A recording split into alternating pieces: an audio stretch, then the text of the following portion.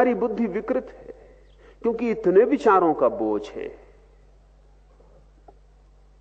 विचार ही विचार हैं, जैसे आकाश में बादल ही बादल छाए हो, आकाश खो जाए, दिखाई भी ना पड़े, सूर्य का कोई दर्शन ना हो, ऐसी हमारी बुद्धि है। विचार ही विचार छाए, उसमें वो जो बुद्धि की प्रतिभा है, जो आलोक है, वो खो गया, छिप गया। एक बादल हट जाए तो आकाश का टुकड़ा दिखाई पड़ना शुरू हो जाए, छिद्र हो जाए बादलों में तो प्रकाश की रोशनी आनी शुरू हो जाती, सूरज के दर्शन होने लगते। ठीक ऐसे ही बुद्धि जब तक विचार से बहुत ज्यादा आवृत है, और एक परत नहीं है विचार की, हजारों परतें हैं। जिससे कोई प्याज को छीलता चला जाए तो परत के भीतर परत, परत के भीतर परत। ठीक ऐसे विचार प्याज की तरह, एक विचार की परत को हटाएं दूसरी परत सामने आ जाती, दूसरे को हटाएं तीसरी आ जाती, एक विचार को हटाएं दूसरा विचार मौजूद, दूसरे को हटाएं तीसरा मौजूद। ये परत दर परत विचार है, ये हमने जन्मों में इकट्ठे किए, जन्मों जन्मों में। ये धूल है जो हमारी लंबी यात्रा में हमारे मन पे इकट्ठी हो गई। जिससे कोई यात्री रास्ते पे चले तो धूल इकट्ठी होती चली जाए,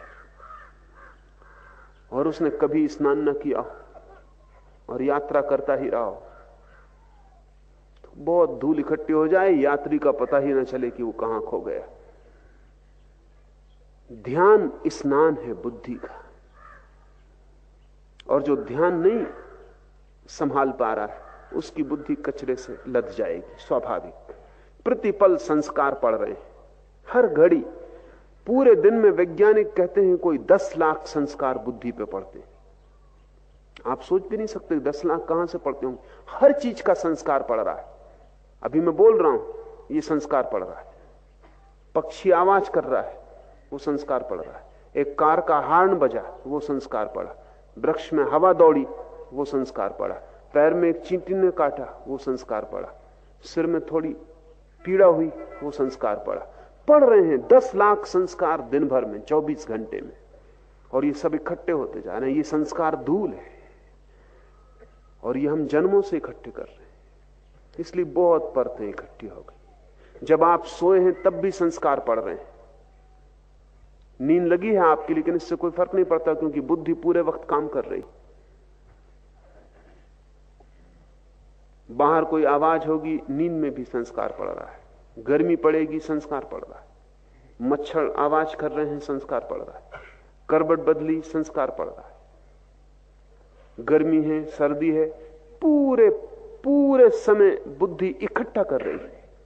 हर चोट। बुद्धि की क्षमता बहुत ज्यादा है। वैज्ञानिक कहते हैं कि अनंत संस्कार बुद्धि इकट्ठी कर सकती। आपके इस छोटे से सिर के भीतर कोई 7 करोड़ सेल है, और एक एक सेल अरबों संस्कार इकट्ठा कर सकता है। इसलिए कोई अंत नहीं। सारे दुनिया का जितना ज्ञान है वो एक आदमी की बुद्धि में समाया जा सकता है। ये जो इकट्ठी होती परतें हैं, इनके कारण आप आच्छादित हैं। इस आच्छादन को तोड़ना पड़ेगा। इस तोड़ने का प्रारंभ बुद्धिमान साधक को चाहिए। पहले वाक आदि समस्त इंद्रियों को मन में निरुद्ध करे। इसलिए मौन का इतना मूल्य है।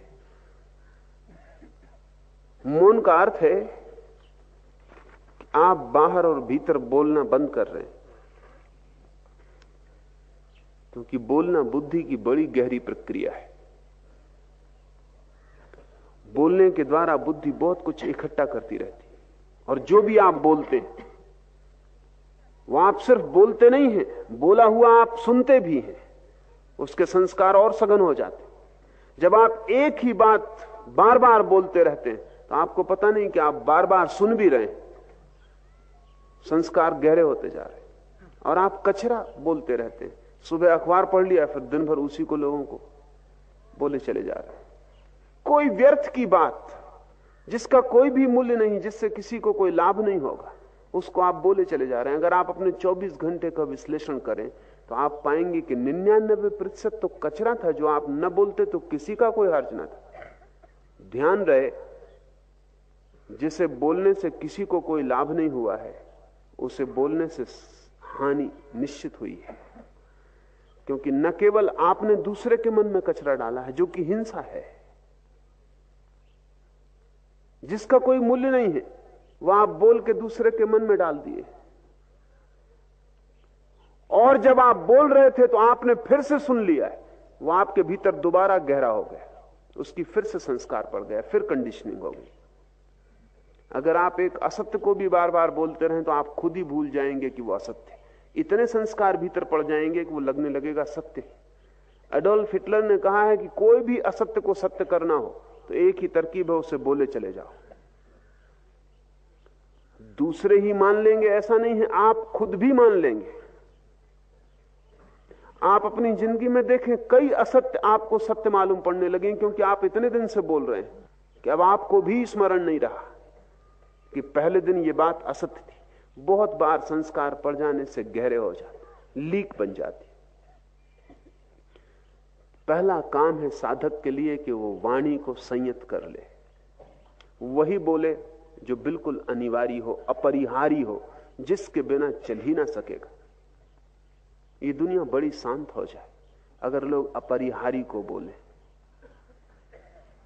व्यर्थ को ना बोले। व्यर्थ को बोल के बड़ी झंझट में पड़ते हैं, क्योंकि बोल के आप ही थोड़ी बोलते हैं, दूसरा जवाब भी देगा।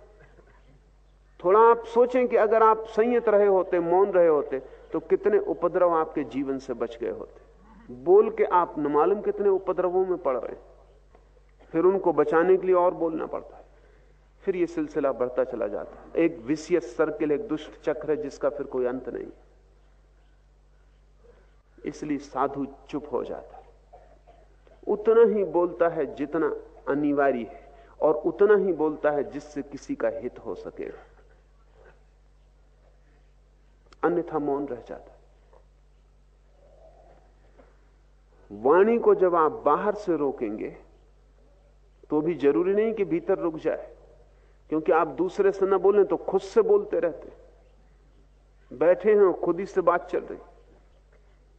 ये खुद ही से चलने वाली बात भी संस्कार निर्मित करती है, क्योंकि जब आप अपने से बोल रहे हैं तब भी मन सुन रहा है, और जो भी आप बोल रहे हैं उसकी आप लकीर जोर से खोद रहे हैं अपने भीतर। खुद से भी बोलना बंद करें। वाणी बड़ा उपद्रव है, जरूरी नहीं है कि उपद्रव ही हो, हमने उपद्रव बना लिया है। भीतर भी धीरे धीरे बोलना बंद करें, चुप्पी साधें, मौन को फैलने दें। जितना जितना मौन फैलेगा उतना उतना मन विसर्जित होता चला जाए। जैसे जैसे मौन घना होगा वैसे वैसे बादल तिरोहित होने लगेंगे, जगह जगह से छिद्र टूटने लगेंगे और रोशनी भीतर की आने लगेगी। धर्म का, सारे धर्मों का आधार मौन है। महावीर 12 वर्ष मौन रहे। बुद्ध ने अनेक अनेक दिन मौन में बिताए। जीसस बोलने के पहले मौन में चले गए। उनका अवतरण हुआ जब वे परम मौन की अवस्था में थे। इस जगत में जो भी सत्य का अवतरण हुआ है वो तब हुआ है जब भीतर चुप्पी, सब शांत।